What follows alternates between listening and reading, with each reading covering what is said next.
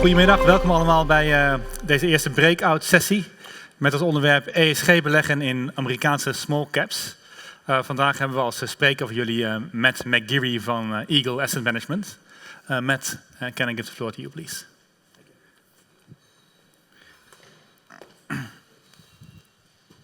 Good afternoon. Thanks for having me. To keep this legitimate, I decided to speak English for this presentation because it's about U.S. small caps. Has nothing to do with the fact I don't speak Dutch. I thought what we would do today is talk a little bit about, from theory to practice, what we do in small cap. You know, we come to these conferences, sometimes ESG-centric conferences, and there's a lot of great conversation and discussions and presentations about ESG from the big picture, sort of theoretically what people are trying to accomplish, targets, et cetera. And I thought it might be interesting to talk about how this is actually applied on a day-to-day basis in our product, you know, running a small cap active portfolio in the US. And I think actually, you know, this presentation we thought might be interesting when we put it together a while ago, and now what I think is actually really relevant today because we've seen, you know, the German authorities raiding the offices of Deutsche Bank Asset Management. We see the SEC investigating Goldman Sachs. We're starting to see a lot of pushback in the U.S. on ESG, if you will. People asking, you know, what is this for? Does it add value? And I think part of the problem is as you know, American financial companies are pretty good at productizing things. And when they saw the opportunity in ESG and potential asset flows, they productize a lot of funds. And it's pretty easy to slap an ESG label on anything and call yourself ESG. And I think this is sort of the point, right? This is sort of what do you actually do in this context? So we're going to talk about a few things. One, first and foremost, we really think about that sustainability is really a key competitive advantage and a source of long-term alpha generation. You know, when I think about and use the word sustainability, it goes beyond sort of the traditional environmental, you know, focus of that word. And really, we want to think about our process and our philosophy around active investing is to try to identify durable franchises, great businesses, niche small cap businesses that we think can provide great performance alpha generation for our clients over a long period of time. So when we think about ESG issues, that is all part of the calculus. We completely embed that and include that in our fundamental analysis. You're going to hear me talk about that a lot today. I'm going to address three issues that we're talking a lot about today. I thought sort of salient issues: human capital management and development, Reimagining Brand, which is closely related to that, and then talk about innovation and how we address that with our companies. We think small caps are in many ways uniquely prepared to address some of these issues, to be dynamic and to be willing to change their businesses to address some of these opportunities. We do think that there are some fundamental problems with sort of the traditional divestment based approach to ESG analysis. We're going to talk about how we think about that a little bit and how we focus on engaging with our customers, with our companies first and foremost, to get at some of these issues, understand what's happening at the businesses. So next, we're asked a lot, why do ESG? Why does this matter? Does this add value? We think it absolutely adds value. For us, it is sort of it's all part of the framework that we use that helps us to identify great businesses that we, again, can grow sustainably and add alpha to our portfolio. You know, I think it has been imperative to investors over the last, you see this chart, that breaks out tangible assets versus intangible assets. It's been imperative for investors to really focus their time and energy understanding some of these intangible assets. And that can be anything from intellectual property, brands, network effects. We also think a lot of these revolve around ESG issues, particularly around culture, diversity, inclusion, et cetera. So we've spent a lot of time trying to think about that and how that adds to value of businesses. And again, I think the way for us to identify these issues, we're going to get to some of the data problems, is to engage with our businesses on a regular basis, talk to them about what they're doing. And in many cases, in small caps in the US, we're very early in the learning curve on this process. So a lot of it is we have great two-way conversations with our businesses, help them understand how we think about it, and help them think about how they can better disclose information and move forward with some of these issues. And again, we think ESG is a framework that helps us drive long-term alpha. Human capital, obviously in any business, the people you have around you are incredibly important. That's never been more true than today. I think the pandemic was a real wake-up call for US executives when they realized that businesses had to change overnight. Employees had to change their lifestyles overnight. Working from home became a normal thing almost overnight. If you did not have an involved, engaged workforce, I think you were in big problems, and we saw that over and over again in some small cap businesses. I think as people went through this change, worked from home, changed their lifestyles, I think they started to realize a little bit of sort of disillusionment they had with their work life. And that's what CEOs are dealing with now. And even with all the issues we have going on today, with inflation, with the war in Ukraine, with energy prices, when we ask our CEOs what is the most pressing issue on their mind, it is finding the right talent for their businesses. And we think this is a really big issue. We've all seen these statistics about CEO pay.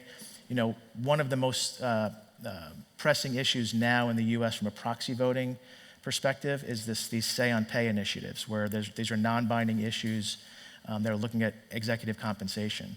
And we don't really feel like, we rarely tell companies, there's sticky conversations, right? Because you're talking to a CEO about his pay.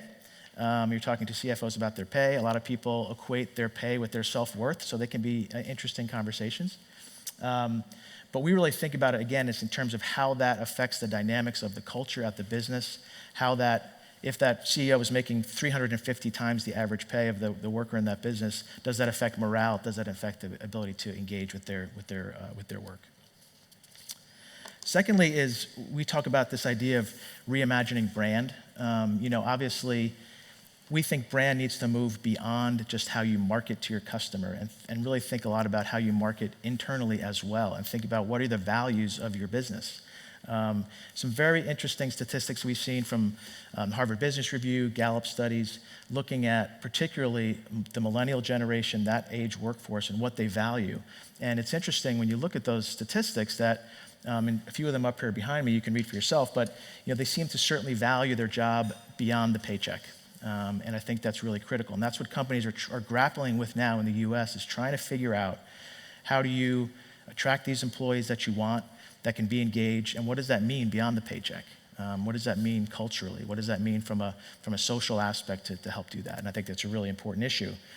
We're starting to see, interestingly, a growing prevalence of companies writing purpose statements, mission statements. We've seen them grow about 20% in the last 5 years in the US. It's still only about 20% of the S&P 500 companies do that, and even fewer small cap companies. But I think companies are starting to realize this issue and are trying to figure out ways to define themselves both to the outside world, but more importantly to their inside companies and employees. The chart is kind of interesting, and this is corporate opinions on some pretty significant issues, and this is sort of how they feel like they're doing relative to what they think consumers think are important. And not surprisingly, corporates feel like they do a pretty good job on health and safety and ethics. Interestingly, they think they do a reasonably good job on diversity and employee wellness and compensation benefits. I question that a little bit. But interestingly, they recognize that consumers feel like environmental issues are very important and that companies are doing a poor job addressing them. So I think that there's some sliver of hope in that chart. Next on innovation, we're often asked about how we think about environmental issues and how we deal with environmental questions with our companies. And in the US, there's, particularly in small caps, there's very little data disclosed on these issues, so we're very early in this process. So we think about it sort of from two different perspectives. One, we do encourage our businesses, obviously, to be good corporate stewards, to be good corporate citizens, to take care of the environment in which they operate. But we also encourage them to think about this from an opportunity, right? I mean, this is sort of an interesting chart thinking about that shows net greenhouse gas reductions from various different, new business opportunities. The absolute numbers are less important to me than sort of the trend, and what it demonstrates is that I think this decarbonization, electrification of our global economy is probably one of the biggest investment themes of the generation. I think this is a seismic shift in how we think about how we power our planet and how we power our businesses. So we're encouraging our businesses to think about these as an opportunity, not just about doing the right thing, not just about keeping our environment healthy and clean and sustainable for the next generation, but think about how can we capitalize on this changing way that we power ourselves. And it's really broad. You look through that list, and there's many other things we can add to that list. It goes well beyond the energy market.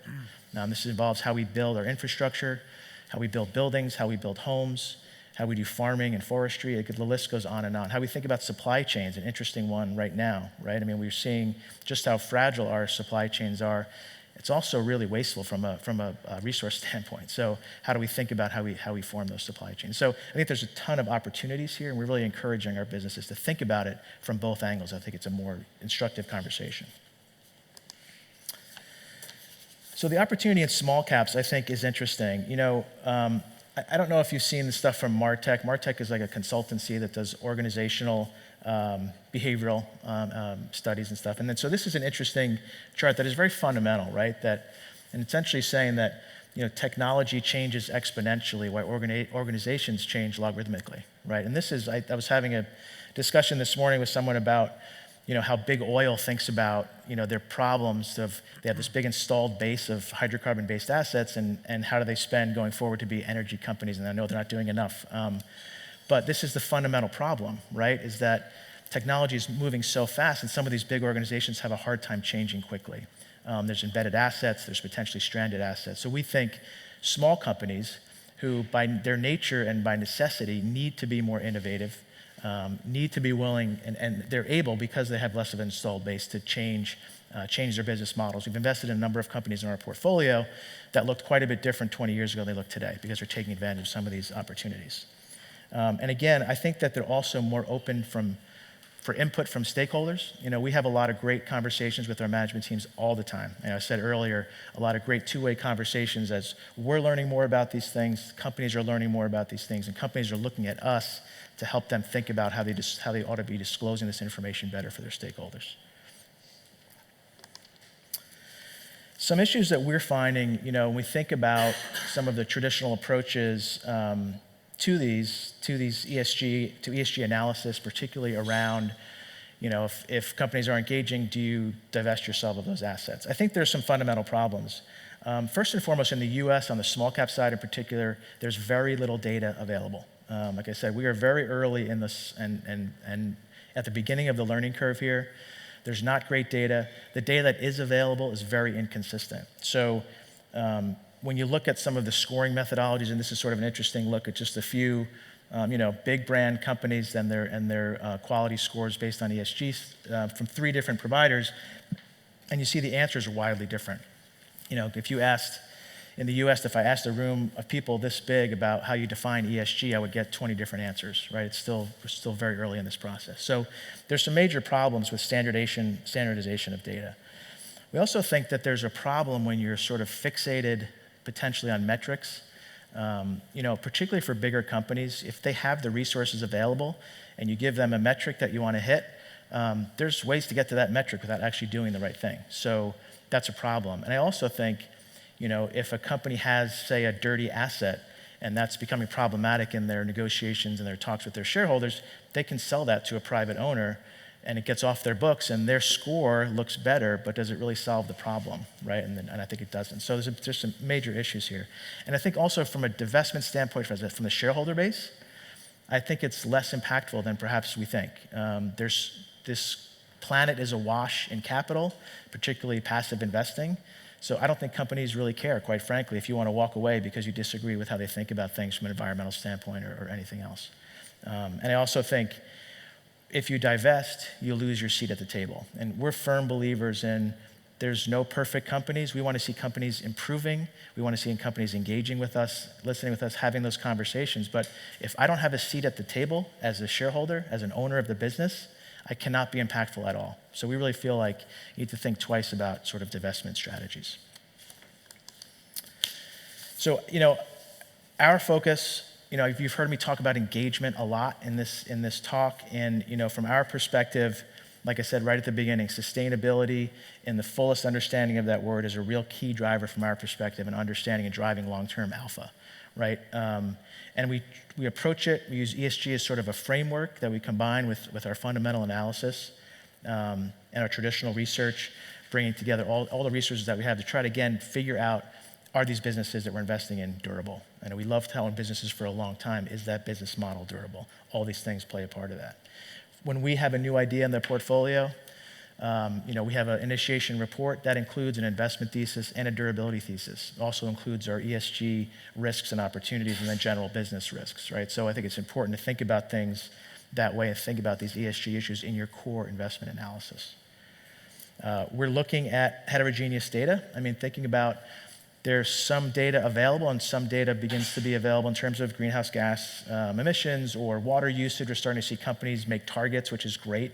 We're encouraging that, but we really need to look at all different data sources. We have a database that we've built internally at our team that we're tracking all these issues. And I think the hope down the road, again, we're pretty early in this process, but the hope is that we start to think about, okay, we've talked to company XYZ now for 3 years on this issue. What are we seeing in terms of results and progress on this issue? So I think it's really critical. We certainly think we need to be encouraging long-term thinking. We, as a team, take a long-term approach. We're fundamental analysis. We are long only. We take a long-term approach. We want to see companies think that same way when they're allocating our capital and building these businesses. And again, as I've said before, this learning about these ESG issues in the US market is still pretty early in the process, and I think we take the approach that we want to help our companies down that path. We're learning more about this every day. We're learning more how to apply this more effectively in our process every day, and I think companies are doing the same thing. And we have great conversations with them, and I think it helps us, again, understand our businesses and our investments better. And obviously, we have pretty significant and well thought out proxy voting guidelines that we use that help back up all of this stuff. And I think we're constantly working to refine those, and every year you need to update those to see what sort of new shareholder resolutions are coming through and what your stance is going to be on those issues. Maybe I have a bunch of examples here. I don't have time for all of them. I want to leave some time for questions. I'll give maybe one. One of the bigger positions in our portfolio is an industrial bearings manufacturer called RBC Bearings. It's about a $5 billion company, terrific business. They do not do commodity ball bearings, right? These are highly engineered products that are usually go into sort of OEM products like airplanes and cars and windmills, et cetera. Very well run, high margins, great balance sheet, great cash flow generation.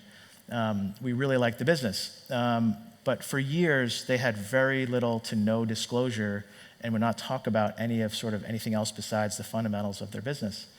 I think their website had a simple, they have an ethics statement and that was it. So we started to ask them about the business and ask them about some of these ESG issues. And we know the company pretty well. We've been invested in it for many years. And the CEO said to me, this is almost a direct quote, "Why would I care what a bunch of tree huggers think of my business?" And I don't know if he was talking about me or talking about you or somebody else, but he was politicizing this issue, which is very common in the US. And in his mind, he did not see this as a business issue. And so we had started these long conversations with them over years about how these are business issues. And when we started to discuss this stuff with him and his management team, they were telling us all these things that they've been doing for years, right? Years prior, they replaced all of the lighting in all of their facilities with LED lights. They reworked many of their manufacturing processes to reduce waste and reduce water usage. They changed from oil-based solvents and oil-based chemicals to water-based. They realized that they had a dearth of women engineers in their workforce, and they felt like it was important to have a broader, diverse workforce, so they started to fund and sponsor women engineering programs in local colleges. They're very active in all the communities that they are, allowing their employees to volunteer on a regular basis. They're very generous in their giving. So I was telling them, you're doing all the right things. They're doing all the right stuff. They're on a great path. They just didn't know. They couldn't get around this politicization of this idea in their head, and they didn't really know how to talk about this with their shareholders and what to disclose. And now, if you go to their website, you'll see a lot more disclosure about specific things they're doing in their business, targets they're starting to set. And it's a great conversation. And we had great conversations with them about as they were going down that path, they wanted examples of, who do we think did this well, who had a good website, who had good disclosures, how are they talking to their shareholders about this? And we pointed them in that direction, put them in touch with those folks. We learned more about the business. We learned more about that management team, what they value.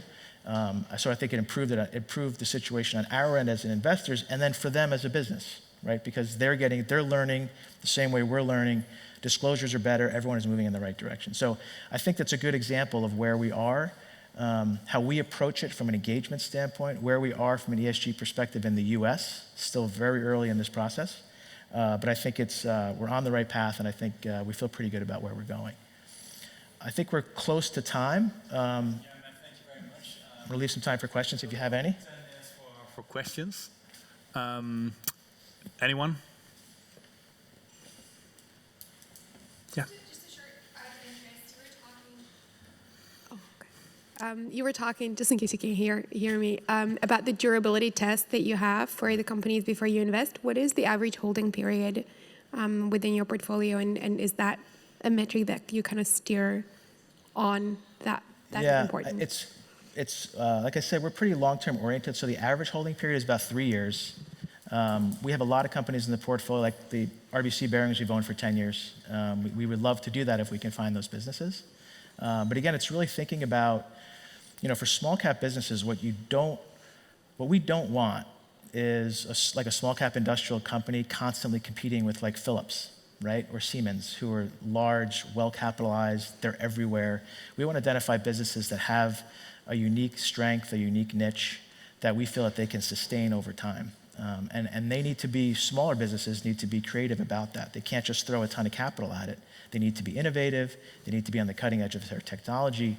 And when it comes back to these ESG issues, they better have a really good and engaged workforce to help drive that. So we try to combine all of that analysis to try to understand that concept of durability. Anyone else? Andre?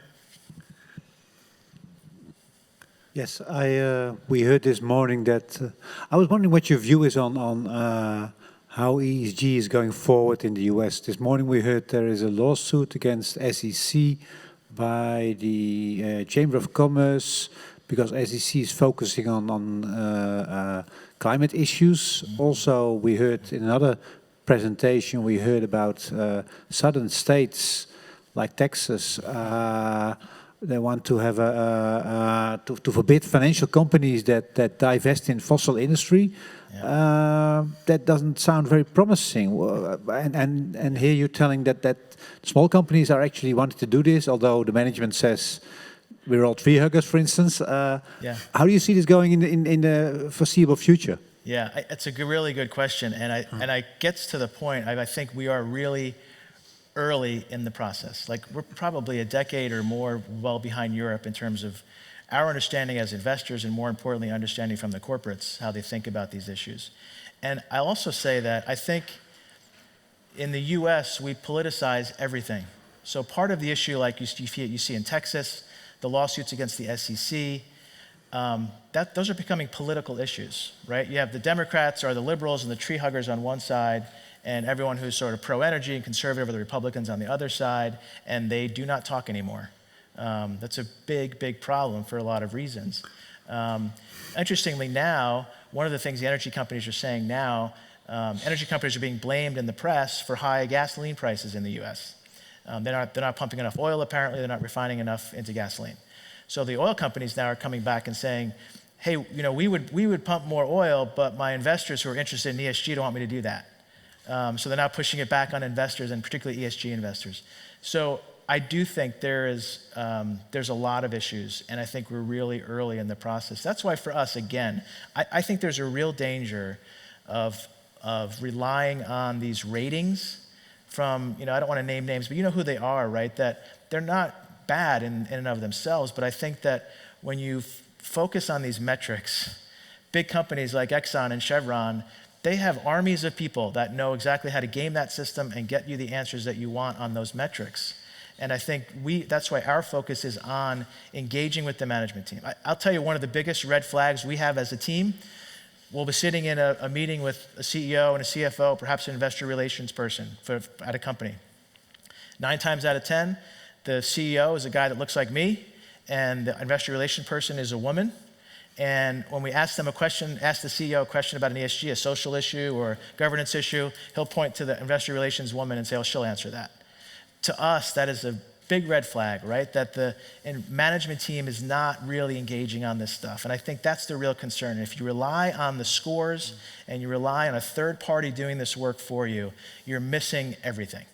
You know, if you have to sit down face to face, I think, ask the questions, see what they really think, see if they've given it thought, and see if they've thought critically about how you move forward, right? And for any company in a world where clearly the price of carbon, the cost of carbon is going up, you better have a solution for that. It doesn't even matter. I don't really even care if the CEO is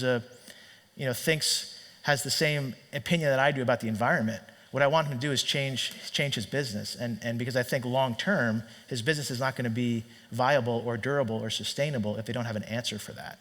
So that's sort of a long-winded way of saying it's a big issue, and we got a long way to go. Yeah, Matt, you just said in your presentation that engagement is core to your approach in your investment process.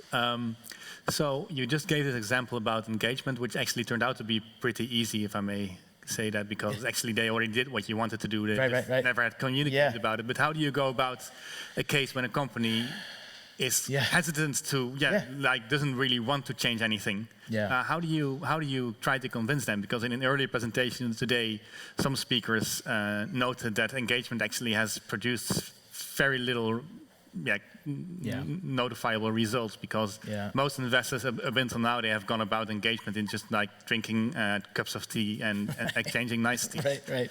Well, one of the companies I will say, a software company called Blackbaud, which is in the US, they're a pretty well-run little business, and they sell their software into the nonprofit space. So a very niche-y, pretty interesting little business. We made a small investment a couple of years ago. They were not performing great, and they had a recent management change, but we thought that there was some potential there. So we had a small position. When the pandemic hit, the company came out and said, we're not going to lay people off. We think this is maybe a short-lived thing, hopefully, and we're going to try to ride this out. And if you think about a software company, if you don't have really good programmers and really good salespeople, you have no business. So in our opinion, you need to be really careful about how you deal with your employee base and how you engage with them. Lo and behold, about 6 weeks later, they announced big layoffs in their business across mostly the sales force and also some engineers. They cut the 401k match. I don't know if you have that here, but it's like sort of a pension match essentially that the company does. So after you fire a bunch of people and then stop matching their pension is pretty tough.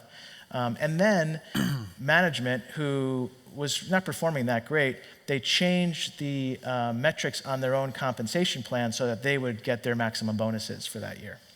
So we felt like that was a pretty crummy way to run a business. One of the worst possible ways you can do if you want to inspire and engage your workforce, to fire a bunch of them and give yourself a big paycheck is probably the worst way to do it. So we talked to them a number of times as a team, and they didn't really engage with us very much. They were very defensive. They talked a lot about how they use this compensation consultant to help them, which is a bunch of nonsense. We know compensation consultants, it's a big game. Really were very unwilling to acknowledge how it would affect their workforce. And there's some things you can use, whether it's turnover statistics or Glassdoor is this great website that you can use to get sort of employee opinions of companies, and theirs were not great. But they were very defensive, unwilling to engage with us, we thought, in a meaningful way, so we sold the stock. And that's a time I think we make the effort, we think we have a reasonable opinion, and if a company's not willing to engage, we don't think a company's going to change overnight, but not even willing to engage in a conversation, I think is really problematic and representative of a management team that we don't want to be invested with. Okay. Any more questions? Burning questions in the audience? Let me ask you one final question then. Sure. Matt, because could you also give an example of a company that actually had to change and was willing to go with your demands, and how did you do that? Because you just gave an example of like engagement where they already did what you did, and another one that basically you hit a wall and then sold. Yeah, and so you want to. So yeah, well, what is your sort of? How do you convince CEOs to actually do what you want? Yeah, if that is what you really want. Yeah, I think it is a process, right? And I think it is not different from trying to convince a colleague at work to take your idea or to try to inspire employees around you. And I think it is. We don't go into those conversations with the initial point being, if you don't agree with us, we're selling your stock. We really think like this is a process. It should be a process. And we have this conversation all the time. I mentioned earlier that one of the biggest proxy voting things this season is these say-on-pay proposals, which are non-binding, but I think companies take them seriously if a lot of shareholders say this compensation scheme is out of whack. And those are very uncomfortable conversations, like I said, because you're talking about someone's paycheck. But I think it's important, and I think for us, we take the long-term view, and as long as the company is engaging with us and is willing to have the conversation and is listening, that's important, right? And I think you can't, from our perspective, like I said earlier, we don't think there's a perfect company out there. We don't think that everyone's got all the answers, everyone is perfect, but I want to see willingness to engage, and I want to see progress. And I think ultimately we can sell the stock at any time if we need to do that, which we've done. But I think it's more important to have those conversations and try to engage with them. Yeah. Okay. Thank you, Matt. Yeah. Thanks everyone for coming. I appreciate it.